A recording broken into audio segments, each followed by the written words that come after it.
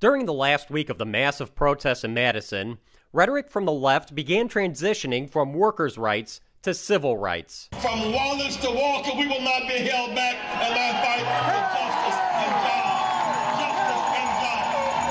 jobs. That move was not surprising, given that the unions marked this April 4th to be a national day of solidarity. April 4, 1968, Dr. King was killed in Memphis, Tennessee, marching for workers' right to collectively bargain, their right to organize. However, civil rights leader Niger Innis says what the unions are after now has nothing to do with civil rights or what the protests in Memphis were about. One of the signs that I remember in that protest that I found so compelling was "I am a man." You know, it was saying, "I am a human being.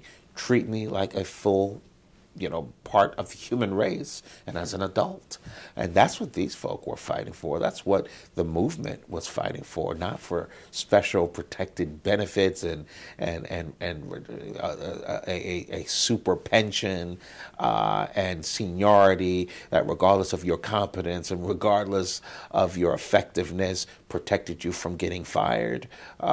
No, that is not what the agenda of the civil rights movement was. In fact, according to AFSCME's website, protesters in Memphis were fighting for merit-based promotion, something unions today fight against. And that is a fundamentally different phenomenon than what Dr. King was pushing for and what black workers were pushing for, which was to have a job place where merit was the gravitating principle, was the principle that would be used in judging the qualifications of a particular individual and the qualifications of potential graduation of that individual. That's quite different, and it actually cuts against the grain of the collective bargaining power of the union movement. Even though AFSCME's national leadership might have been on the protesters' side, Innis says the city and the local unions were not. It was both, okay? The city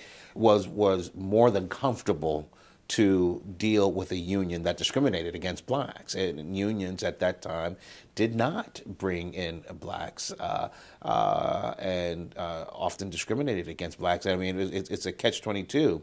In order for you to get a job and to get certain types of benefits, you have to join the union.